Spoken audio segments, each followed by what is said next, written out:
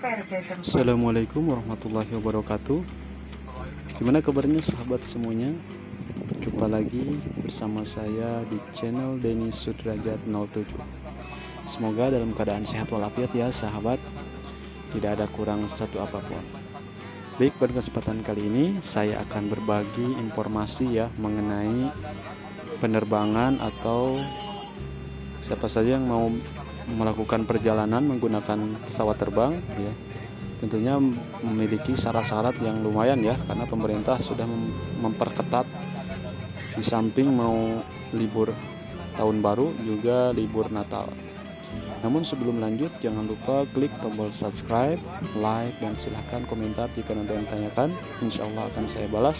Dan jangan lupa juga aktifkan tombol notifikasinya, dan juga silahkan share video ini ke sosial media Anda. Baik sahabat, di sini yang akan saya share adalah syarat perjalanan menggunakan pesawat ya sahabat. Tentunya bagi anak-anak di bawah usia 12 tahun. Apa saja sih syarat-syarat yang harus dilengkapi agar Anda bisa melakukan perjalanan? Baik, syarat yang pertama adalah tentunya syarat yang pertama ada pada pendamping atau kita sebagai orang tua ya sahabat. Karena anak-anak di bawah 12 tahun tidak mungkin bisa terbang atau melakukan perjalanan tanpa adanya pendamping atau kita sebagai orang tua. Jadi letaknya ada pada kita dulu. Nah, yang pertama, kita si pendamping atau orang tua sudah vaksinasi, minimal vaksinasi dosis pertama ya. Jika dosis pertama, dia harus juga melakukan tes COVID. Nah, kalau dosis pertama, tes COVID-nya harus PCR. Nah, jika sudah melakukan vaksinasi dengan dosis kedua, cukup hanya antigen saja. Nah, jadi si pendamping atau orang tuanya tadi sudah melakukan vaksinasi, kemudian sudah melakukan tes COVID, ya, COVID-nya itu jadi otomatis harus negatif. Kemudian jika keduanya sudah dilakukan, otomatis kita harus si orang tuanya atau si pendamping harus dicek di aplikasi Peduli Lindungi. Pastikan di situ sertifikat vaksin dan tes antigen ataupun tes PCR tadi sudah ada di aplikasi Peduli Lindungi. Kemudian jika sudah seperti itu, baru kita bertindak untuk memenuhi persyaratan anak-anak di bawah usia 12 tahun ataupun bayi ya sahabat. Nah, untuk bayi di sini, pemerintah tidak memperlakukan persyaratan harus vaksinasi. Nah, sementara ini tidak ada, namun untuk usia di bawah 12 tahun yang belum vaksinasi dan bayi yang belum vaksinasi, dia diwajibkan untuk melakukan tes COVID dengan sistem tes PCR. Nah, seperti itu. Kenapa? Ini berdasarkan pengalaman saya ketika terbang dari Bandara Sepinggan Balikpapan menuju ke tujuan Jakarta ya, Soekarno-Hatta Internasional. Di situ anak di bawah 12 tahun ataupun bayi diwajibkan untuk melakukan tes PCR. Tes PCR memang lumayan tinggi ya sahabat harganya dengan dibanding dengan antigen seperti itu. Jadi semuanya harus melakukan tes PCR. Nah, ketika sudah melakukan tes PCR, biasanya itu hasilnya itu maksimal sekitar 1 hari sudah diketahui ya sahabat hasilnya.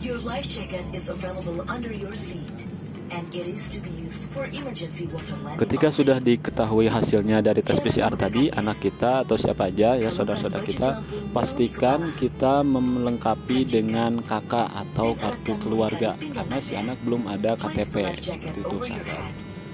Kemudian nanti biasanya ketika pas mau melakukan tes PCR juga akan diminta tuh sama si petugasnya persyaratan bagi si anak tadi. Jika orang tuanya sudah lengkap, vaksinasinya sudah lengkap,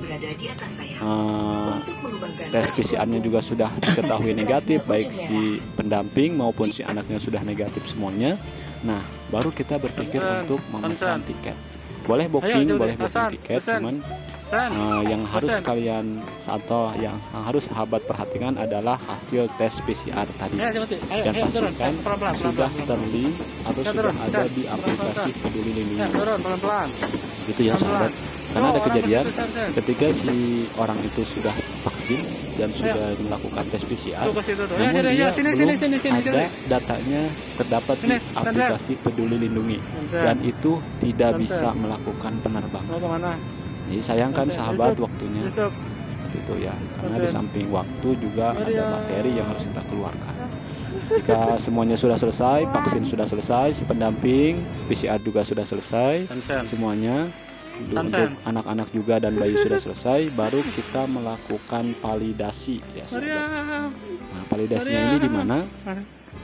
Validasinya itu disediakan di outlet biasanya itu di lobi-lobi bandara ya. Di bandara-bandara itu sudah ada.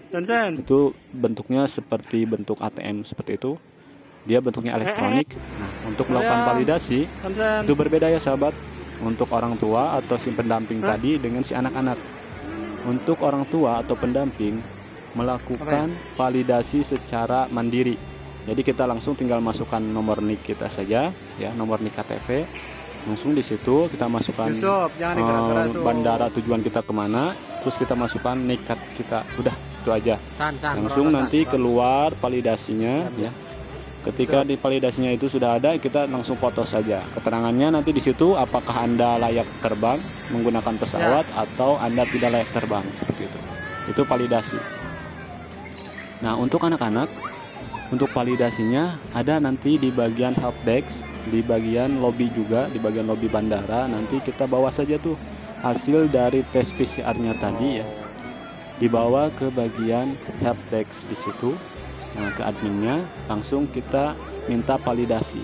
Nah, nanti hasil dari PCR tadi kita dampingi dengan KK ya, atau kartu keluarga. Dengan kita juga sama semuanya dikasihkan.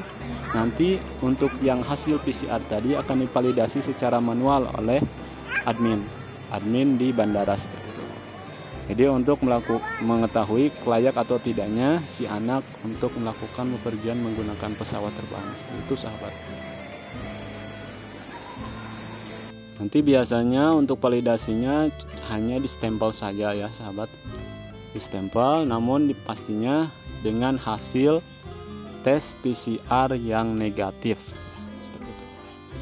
Ketika semuanya sudah beres, vaksinasi pendamping sudah ada, tes PCR-nya ataupun antigen ya, kalau sudah vaksin keduanya sudah ada, semuanya sudah ada lengkap, maka Anda bebas untuk melakukan perjalanan menggunakan pesawat terbang seperti itu sahabat. Bagi sahabat yang melakukan perjalanan, semoga dilancarkan, ya, semoga dimudahkan. Nah, pada intinya, tips dari saya, jika memang melakukan perjalanan jauh yang mau transit atau seperti keluar domestik gitu jauh ya, itu lebih baik melakukan tes PCR saja. Seperti itu ya sahabat, biar tenang.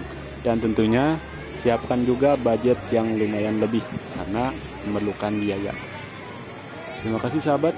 Semoga bermanfaat info-info dari saya ya. Terima kasih sudah menyimak. Wassalamualaikum warahmatullahi wabarakatuh.